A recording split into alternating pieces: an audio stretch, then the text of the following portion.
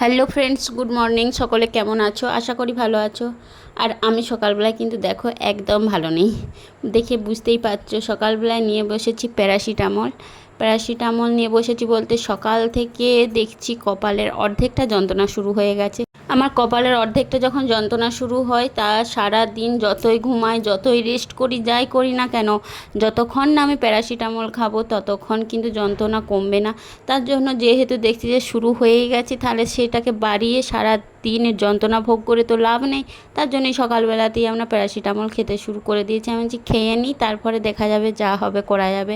তার জন্যই সকালবেলায় দেখো ঘুম থেকে উঠে টুকিটাকি কাজ ছিল সেগুলো সেরে আগে প্যারাসিটামলটা খেয়ে নিলাম। না হলে এখন সারা দিন মাথা এতটাই যন্ত্রণা করবে, না কিছু কাজ করতে মন যাবে, না কোনো কিছু করতে মন যাবে। আর শুয়ে বসে থাকলেও সে কিছুতেই যন্ত্রণা কমবে না। আর সকালবেলায় তোমাদের দাদাভাই কিন্তু প্রচুর কাজেতে ব্যস্ত, তার জন্য আমার দিকে একটুকুনো দেখারও তার সময় হচ্ছে না। কারণ টাইটেল দেখে বুঝতেই পেরেছো, আজকে আমাদের পুরো বাড়িটাকে ধোয়া হবে। হ্যাঁ, পুরো বাড়িটাকে প্রথমে ঘষার কাজ হয়েছে। যে স্নো সিমেন্টগুলো লাগানো ছিল সেগুলো চারিদিকটা ঘষে নিয়েছে এর আগের দিনে। আর আজকে পুরো চারিদিকটা ভালো করে ধোয়া হবে, দিয়ে প্রাইমার খাওয়ানো হবে। তার জন্যই তোমাদের দাদাভাই কিন্তু ওইদিকে সকাল থেকে ভীষণ ব্যস্ত। কোথার থেকে জল যাবে, কোথার থেকে কি পাইপ দিয়ে ধোয়া হবে, না এই যে দেখো একটা মেশিন এনেছে মিস্ত্রি, মেশিনটা দিয়ে ধোয়া হবে, কি হবে না হবে সেই সকল নিয়েই সকাল থেকে ভীষণ ব্যস্ত। তারপর আমার মাথার যন্ত্রণা কমে যেতে ওষুধ খাবার পর কিন্তু কমে গিয়েছিল আধ ঘন্টা 45 মিনিট বাদে। এসে কিন্তু আমি তোমাদের সাথে একটুখানি ভিডিও শেয়ার করলাম। দেখো মেশিনটা দিয়ে কিন্তু যে শ্যাওলাগুলো পড়েছে সেগুলো সব ধোয়া হচ্ছে। আর পুরো বাড়িটাই কিন্তু ধোয়া হচ্ছে এই পুরো জল দিয়ে। আর চারিদিকে যা অবস্থা মানে বলার নয়। ভিডিওটা যে আমি বানাচ্ছি, যে কি করে বানাচ্ছি সেটা আমি নিজেও জানি। আর ঘরে রান্না না খাওয়া মানে কোনো কিছুই সকাল থেকে কিচ্ছু হচ্ছে না। চারিদিকে শুধু জল আর জল, এরকম পরিস্থিতি। অনেকে অনেক কিছু বলে, কারণ আমি একটা কমিউনিটি পোস্ট করেছিলাম অলরেডি, সেখানে জানিয়েছি যে অনেকে বলে যে হ্যাঁ বাড়িতে আবার কিসের খরচা, কত এত টাকা খরচা লাগে, 20-25 লাখ টাকা বাড়িতে কোথায় খরচা করে, কিন্তু তারা যখন করতে নামে না তখন বুঝতে পারে 25 লাখ টাকা বাড়ির কোনখানে লাগে।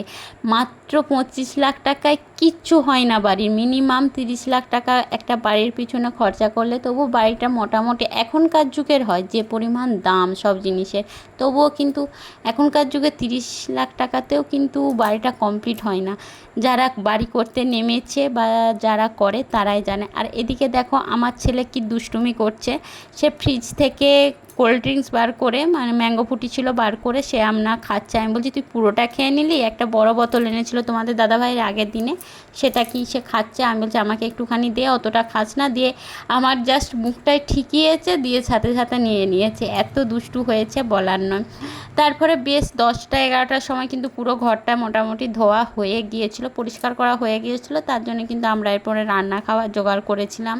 যতই কাজ হোক যাই হোক না কেন, রান্না খাওয়া তো করতেই হবে। তার জন্য আমি তারপরে বসে বসে সবজিগুলো কেটে নিয়েছিলাম, দিয়ে রান্না করতে শুরু করে দিয়েছি। আর আজকে রান্না করছি দেখো লাউ চিংড়ি রান্না করছি। তোমাদের দাদাভাই নিয়ে এসেছিলো লাউ আর চিংড়ি মাছ, তোমাদেরকে দেখিয়েছিলাম এর আগের ব্লগে। সেগুলোই ফ্রিজে রাখা ছিল মাছগুলো, আর সেগুলো দিয়ে লাউ দিয়ে সবজি বানাচ্ছি, লাউ চিংড়ি। আমারও ভীষণ ভালো লাগে, মানে ঘরের সবারই ভালো লাগে।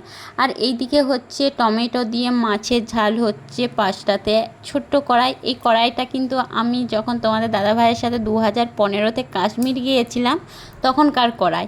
আমার কিন্তু এইটা একটা দারুণ স্মৃতির জিনিস, ছোট্ট কিন্তু আমার ভীষণই প্রয়োজনীয় আর ভীষণই স্মৃতির জিনিস।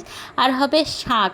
রান্নাবান্না করে দুপুরবেলায় প্রায় তখন বাজছে 12:30 পৌনে 1 এরকম আমি রান্না করেছিলাম, কারণ রান্না করতে অনেকটাই দেরি হয়ে গিয়েছিল। রান্না করে বাগিয়ে গুছিয়ে যখন আসছি তখন প্রায় 12:30 বাজছে। একটুখানি রেস্ট করেছিলাম। পৌনে 1টার সময় তোমাদের দাদাভাই দেখো ছাদটা পরিষ্কার করতে এসছে।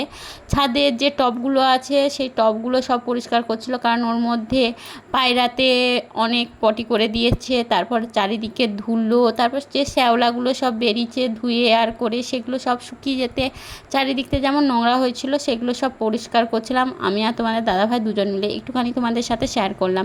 তারপর দুপুরবেলায় খাওয়া দাওয়ার পরে কিন্তু শুয়ে পড়েছিলাম, কারণ অনেকক্ষণ ভিডিও বানাচ্ছিলাম না। এইটা হলো বিকালবেলায়, দেখো দুজন মিলে ফাঁকটায় বসে বসে কিন্তু গল্প করছিলাম। দুজনেই প্রথমে গল্প করছিলাম, আর তোমাদের দাদাভাই তো ফোন নিয়ে কি মরলি করছে আমি জানি না, কারণ ওর ফোনেতে অনেক কিছু কাজ করে, সেগুলো নিয়েই কাজ করছিল। আমি শুধু দেখছিলাম যে কি করছে না করছে, একটুখানি দেখলাম।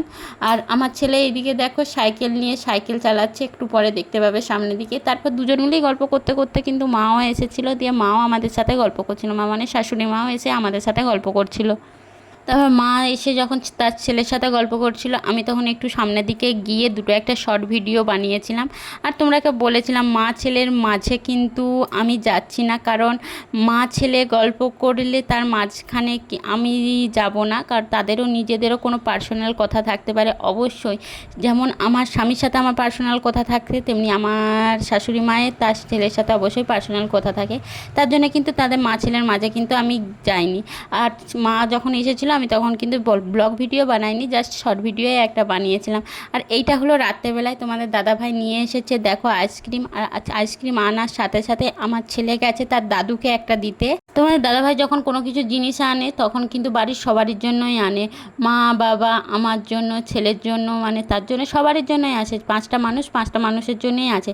ছেলে শুতে তার দাদুকে একটা আইসক্রিম দিতে গেছে, আর ফ্রিজে একটা অলরেডি ছিল, তার দাদু বললো যে আমি ওটা খাবো এটা খাবো না, তো এটা ফ্রিজে রেখে দিয়ে যাও, ওইটা দিকে। যাই হোক, আজকের ভিডিওটা এই পর্যন্ত। সকলে ভালো থেকো, সুস্থ থেকো, লাইক কমেন্ট শেয়ার। ইউটিউব থেকে দেখে থাকলে কিন্তু অবশ্যই সাবস্ক্রাইব করে দিও, আর ফেসবুক থেকে দেখে থাকলে কিন্তু ফলো করে দিও। চলো সকলে ভালো থেকো, টাটা।